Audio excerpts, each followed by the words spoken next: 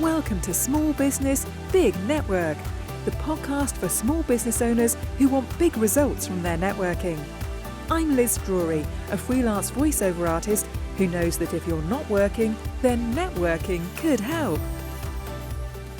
David Johnson Rayner is a director of Koi Sports, a community interest company which organises business networking meetings and gives some of the fees paid by members to grassroots sports clubs. It's a unique enterprise which is making a difference to many people's lives, not just in the UK, but abroad too. Thank you so much for joining me on the podcast, David. No, it's an absolute pleasure, Liz. Absolute pleasure. Now, you're currently the director of Koi Sport, but let's take you back a bit and tell me something about your background before you came to where you are now. Yeah, of course. So born in Kent, Maidstone in Kent. Moved around with my dad's job till we settled in Leicester. From there, schooling and then into sales because academia wasn't my thing and I left with very few qualifications. So went into sales. I was too young to do any kind of serious field sales. So door-to-door canvasser, a annoying person that knocks on your door trying to sell you a free plan and design on a fully fit kitchen. But I found I was very good at it. And so I made my way into a sales career. Give or take 4 years where I did some admin and that taught me never to work within an office 5 days a week. Then I got out and about and built a name for myself in sales in different sectors. And towards the end of my employed life, companies would come along and ask me to take over sales areas that were stagnant or failing. And I got a bit of a name for myself that way. Then it was all about where do I go from there? I hit about 45 and thought, okay, there's got to be more to life than working for somebody else. And I love sport and I like the idea of social enterprise. And we set Koi Sports up back in November 2018.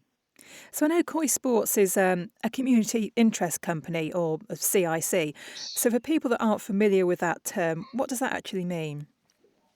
I would put it into my terms as far as why I chose the CIC, the Community Interest Company.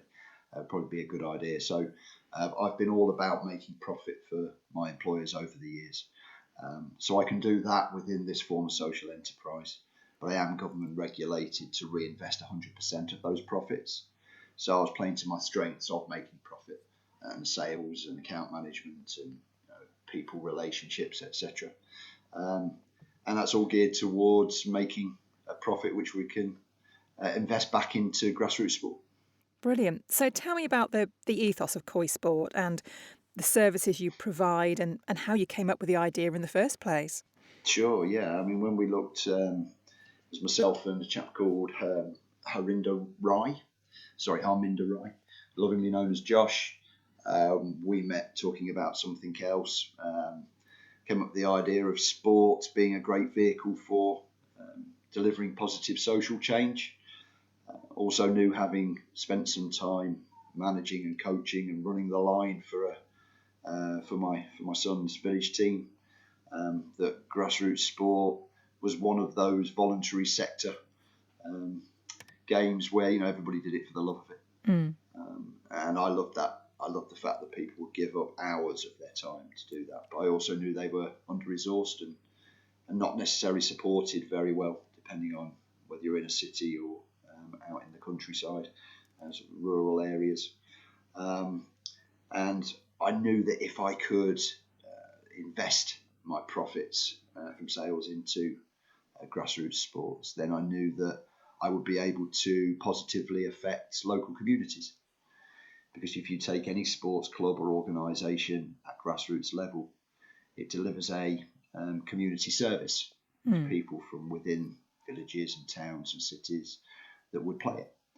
And for those who perhaps weren't or aren't great at academia within school, it is a route in which you can learn many things. And the ethos of Koi Sports is to drive commercial investment into grassroots sport. To affect positive social change by being able to get to those people who perhaps can't afford to pay the subs and play whichever sport they might be interested in.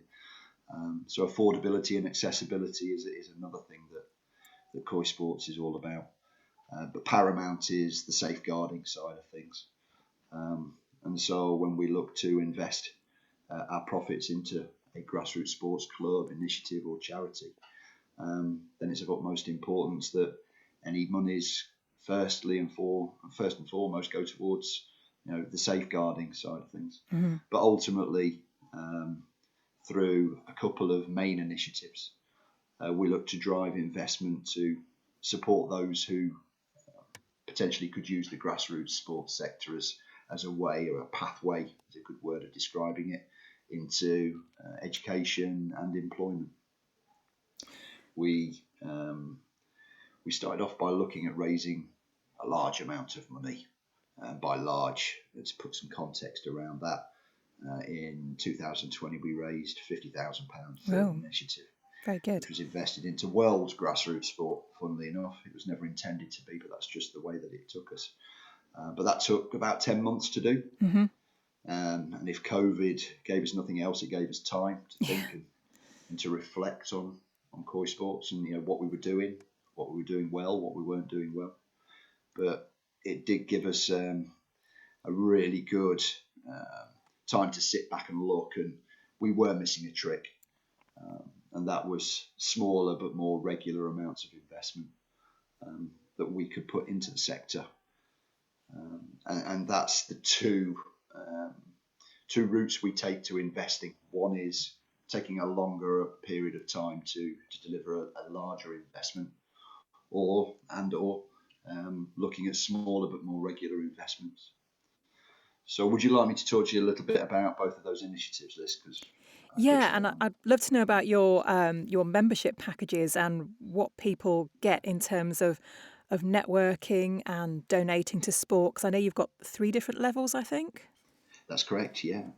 So what we've done very successfully is build a network of what we call unique individuals, and we've been able to build that through networking. So when we in 2020 looked at building a corporate support network around Koi Sports, we networked ourselves into some key individuals through other people's networks. So when you look at building a corporate support network that way, it's very easy to start off with to offer that kind of membership package for free. And that's great for a pilot. But once we proved that it worked, and once we proved that there was benefit for businesses of any size to get involved in potentially paying for membership, then what we were able to do was package a business benefits membership that delivered an investment into grassroots sport at the same time. So we run 3 levels. One's champion, the next is elite champion, and the top tier is elite champion pro. So within our membership, we using the community interest company model, where we have to reinvest 100% of our profits. We offer at champion level, which is entry really, £120 a year currently, so equivalent to £10 a month. We reinvest £30 of that into the champion's chosen grassroots sports club, initiative or charity. £30 comes to Koi Sports, and the remainder then goes to pay for networking for those champions at champion level. And that's really a basic package, and that's absolutely fine. We drive a small amount of investment into grassroots sport. Does it matter? £30 can pay for somebody's subs for a month who can't afford it, or buy somebody a pair of boots who can't afford it. Smaller amounts of money are just as powerful if they're spent in the right way. And then we move to elite champions, and this is where we really start to deliver value for a business that wants to join us and work in the way that we do. So that's double the price of a champion, which is £240 a month. Sorry, £240 a year, equivalent to £20 a month. But again, we reinvest £30 of that into the grassroots sports club, initiative, charity of that individual's choosing.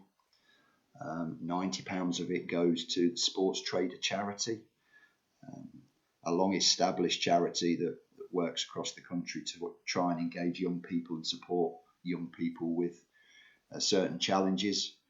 An excellent charity, really. I mean, the chap that runs it, Lance Haggith, he was awarded the BBC Sports Personality of the Year for worthy causes, charitable side of things. And he's a really good chap with a really big heart. And there's lots of things that they do outside of their main aim, which is to open sports clothing shops, for engaging with young people to get them into employment, and creating a profit which then they can reinvest into things like boxing clubs.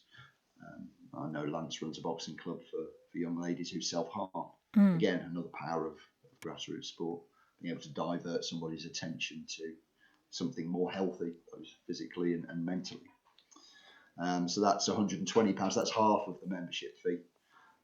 Then £60 of that then pays for 2 networking events per month. One of them's more of a business group meeting, and we bring in a former elite athlete or somebody in and around the sporting world to talk to our members. And the second networking event, that's really more of a traditional virtual networking hour. And so that's breakout rooms and things like that.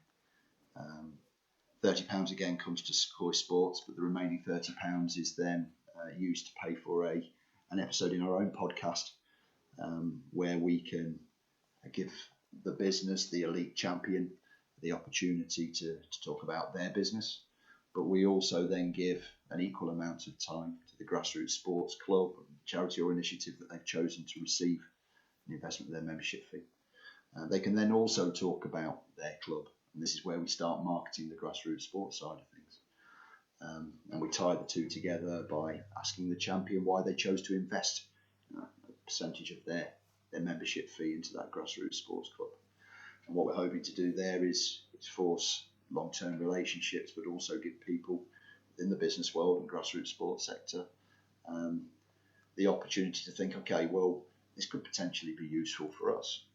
And then we can start to work at building more sustainable relationships between the private sector and the grassroots sports sector. Again, networking. But we then offer that grassroots sports club, charity initiative, or a representative of free membership. So now we can start to get those grassroots sports sector organisations networking with the private sector, and the private sector networking with the grassroots sports sector. Now all of a sudden you're in the realms of building relationships, which can give a business not only marketing of their donations from within their membership fees, but also you're looking at corporate social responsibility now. You're looking at being able to prove to your workforce, future recruits, existing clients, potential clients, that to deal with your business isn't all about pocketing profit.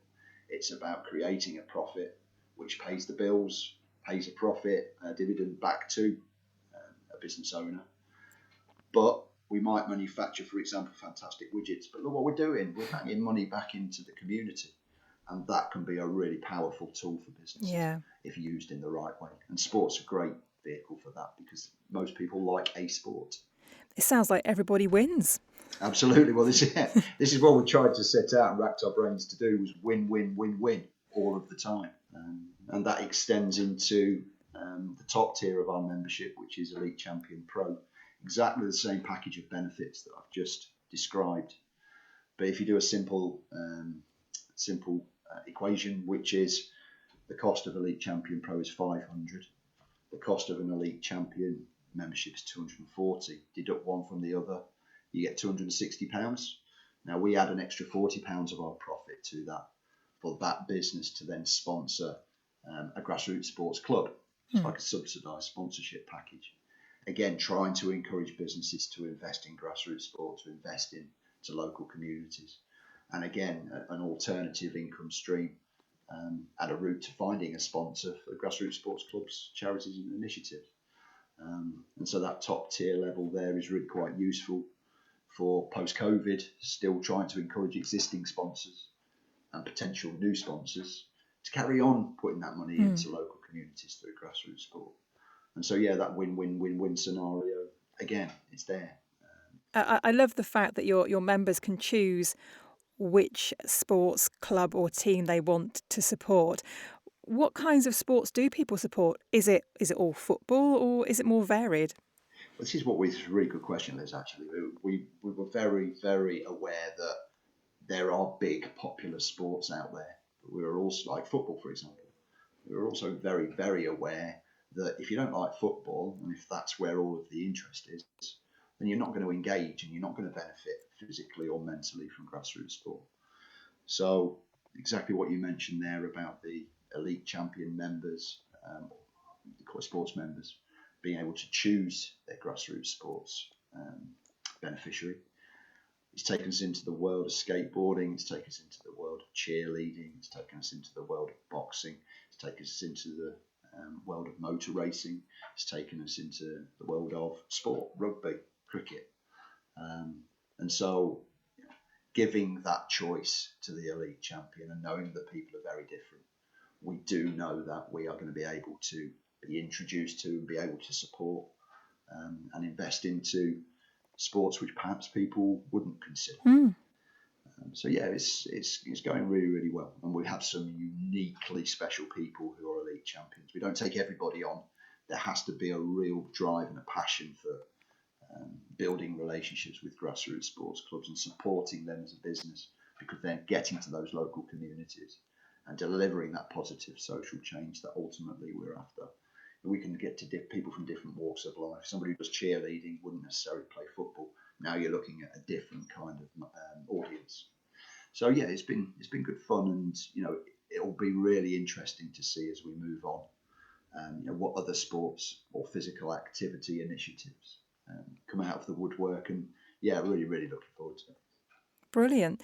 So what kind of businesses have joined? Have you found you've got quite a range of people? Yeah, I mean, we work locally, regionally, nationally, internationally. And a question which is often asked to me is, it single sector networking as a membership? And no, it can't be if it's that fast. We wouldn't build a very big network that way. But when you look at the different sectors, there hasn't really been that much crossover at the moment. We've got a really good selection of businesses, anything through from safeguarding, through to accounting, through to car rental, through to marketing, through to sales. There's any number of different businesses that have come to become part of the Koi Sports membership, and that creates extremely powerful initiative in itself, because now you're being able to offer huge benefit within the network for your members, which is why we're selective about who we bring in. Mm-hmm. And so you said that you're not just local or regional, or even national. You're international as well. That's amazing. Yeah, we did. It was really strange. I mean, just casting mind back, sort of 5 minutes, 10 minutes or so. We were talking about when we built that bigger amount of investment. When we built that bigger amount of investment, it started off with a pilot in Leicester.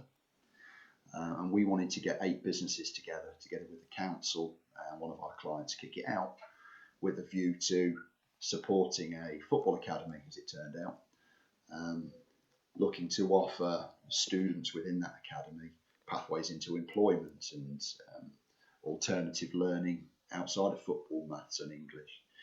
And when we did that, we got together very, very, they're within the SME sector, but very, very, again, unique individuals because of our selection process. But what we found was that if you get businesses together and ask them to work to, yes, support that football academy, but also to tackle local issues, maybe homelessness, for example, or social deprivation, food poverty, that type of thing, you really engage with those employers. They'd like to get involved. Now those businesses, and remember, we're talking maybe one-man bands, small to medium enterprise businesses. They opened each other's networks, so they formed very strong partnerships, and they worked with each other. And through opening their own networks, what we found was that took us, with a little help from myself, into Brazil. It took us into America. It took us into Kenya. It's taking us into Uganda. Have interest from Australia. We have interest from, and we're going to soon be working in the Czech Republic. And this all came from just getting a group of like-minded people together who were business owners and asking them to forget everything else during the time they were with us on that project, because obviously had their businesses to run. But let's open up networks and let's just see where it takes us. And it was fantastic to watch that unravel. But we are very good at, and I am very good at, being able to guide and steer and add in a referral, which I can spot the potential for maybe pushing that group forward. And through doing that recipe of collaboration, it paid off. It paid dividends, and we will look to create memberships where we have a presence in those countries, and that's already underway, so that we can add more value to our UK and let's just say American network, because we can now cross-network. Once we build that network in the grassroots sports sector within America, doing exactly the same thing, reinvestment of membership fees, you build a powerful group over there that can mix with a powerful group of people over here, or on the African continent, or on the European continent. And that just means great value for that £240, or that £120, or that £500, because we're there behind the scenes driving that. And we haven't worked as hard as we have for the past 2 and a bit years to let it just stand still. I think it would be successful even in its current format.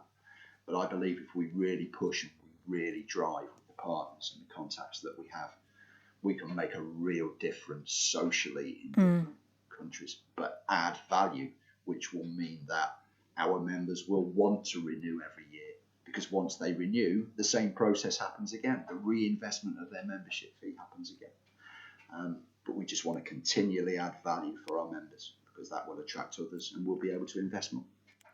It sounds like Koi Sports has had a really far-reaching effects, perhaps more than you expected when you started. Absolutely, yeah. We investing in an organisation in Kenya. So that's Football Without Borders Kenya, run by a chap called George Sawyer. Now, he was introduced to me by one of our existing members, Nick Inge of iTrust and Worldly Wise. He asked for a reinvestment of Koi Sports profits into Football Without Borders in Kenya. Now, £30 over in Kenya goes a lot further than £30 does here in the UK. And this is, again, the power of smaller but more regular investments and having that strategy in place, because as soon as you start going to countries, third world countries, your £30 buys a bag of balls. Yeah, £30 perhaps wouldn't buy a decent football perhaps here in the UK. And so, yeah, it's nice to know that we are helping to support an organisation that engages young children and young adults over in Kenya, to not just remain physically healthy and mentally healthy, but part of George's business over there is to sustain a community. So part of the investment goes into agriculture. So now you're actually having a huge social effect on many people. And that again shows the power of sport. It again shows the power of networking if it's done in the right way. And again, it shows the power that Koi Sports and organisations similar to us can have on affecting people in no matter which country. It's fantastic. I think for anybody who's got an interest in sport or networking or social responsibility or sustainability, then Koi Sports is for them, isn't it? Absolutely, and yes, thank you very much. We'd love to welcome a huge number of members, at least to the stage where we have the conversation so that we can inform properly, put some context around it, and try and figure out in our own heads whether those individuals are right for our network. But it's a great opportunity to get involved in doing your CSR, marketing your business, because we also market those donations across our social media platforms on behalf of those members. It is a great way for businesses to get involved in the roots of local communities and make a real difference. It's not just about giving money; it's also about supporting as well.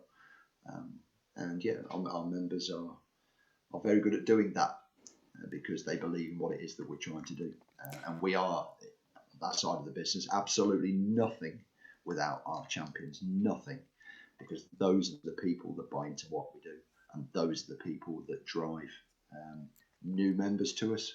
And again, if we get a referral, we reinvest more of our profits, because we will then go back to that referring member and say, okay, here's another £20.